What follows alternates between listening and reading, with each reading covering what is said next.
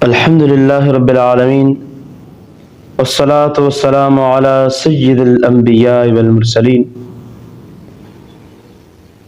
أما بعد فأعوذ بالله من الشيطان الرجيم بسم الله الرحمن الرحيم إن الله وملائكته يصلون على النبي يا أيها الذين آمنوا صلوا عليه وسلموا تسليما اللهم صل على سيدنا ونبينا ومولانا محمد مبارک وسلم وصل علیہ۔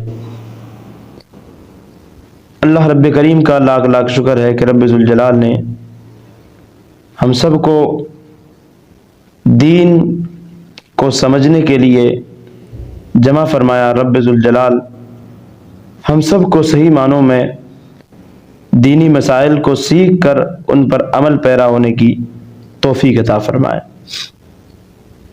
سامعین و ناظرین کرام، یہ بات ذہن میں رکھیے کہ نماز ارکان اسلام میں سے ایک اہم رکن کا نام ہے، جس کے بارے میں 700 مرتبہ اللہ رب ذوالجلال نے قرآن مقدس میں حکم ارشاد فرمایا، اور حضور علیہ الصلاۃ والسلام نے فرمایا الصلاۃ عماد الدین، نماز دین کا ستون ہے۔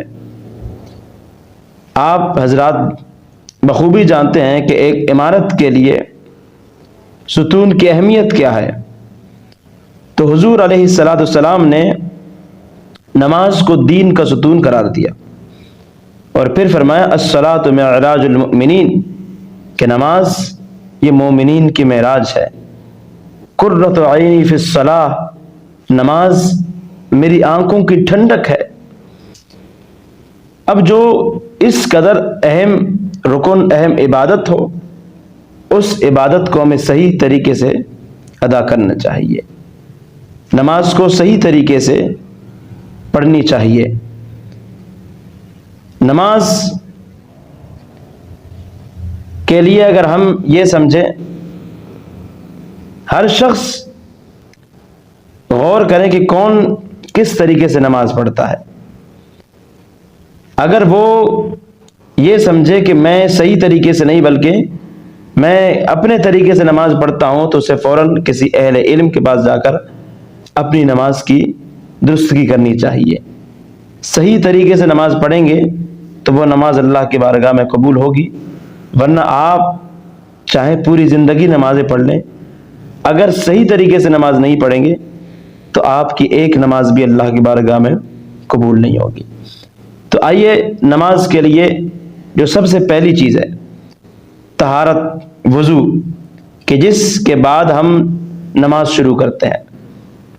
اب جس کو وضو کا طریقہ صحیح نہیں آتا ہے، جو صحیح طریقے سے وضو نہیں کرتا ہے، وہ چاہے پوری زندگی نمازیں پڑھ لیں، اس کی کوئی نماز اللہ کی بارگاہ میں قبول نہیں ہو سکتی ہے۔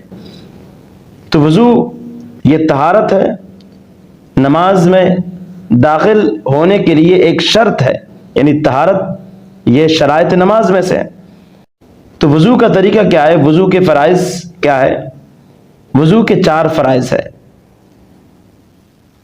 غور سے سماعت فرما لیجئے گا اور ذہن نشین کر لیجئے گا کہ 4 فرائض ہیں۔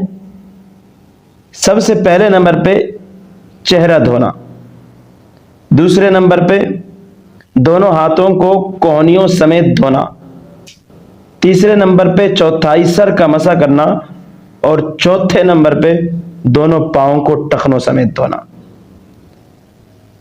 اب چہرہ دھونے کی تعریف کیا ہے؟ چہرہ دھونا فرض ہے۔ اب چہرے کی تعریف کیا ہے؟ چہرہ کہاں سے کہاں تک ہے؟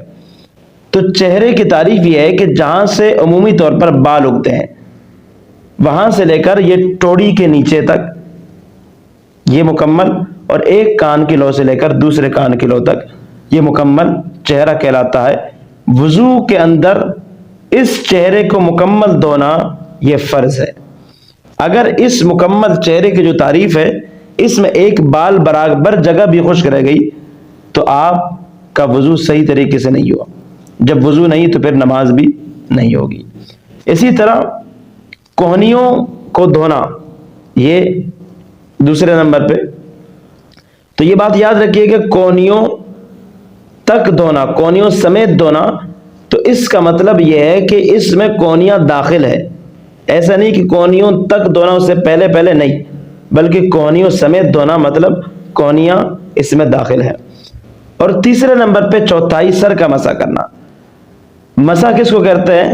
یعنی اپنے ہاتھوں کو تر کر کے اس تری کا بالوں تک پہنچانا، یہ مسح کہلاتا ہے. چوتھائی سر کا مسح کرنا یہ فرض ہے.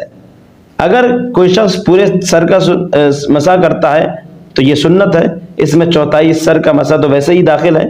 چوتھائی یہ فرض ہے اور مکمل سر کا مسح کرنا یہ سنت ہے.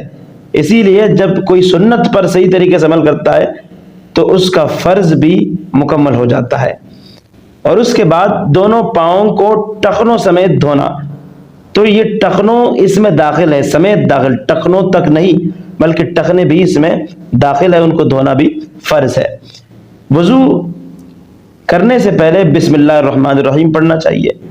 اور پھر اس کے بعد دانتوں میں اگر کوئی چیز پسی ہوئی ہے اس چیز کو نکال کر صحیح طریقے سے کلی کریں. 3 مرتبہ کلی کرنا یہ سنت ہے. ناک میں 3 مرتبہ پانی چڑھانا یہ سنت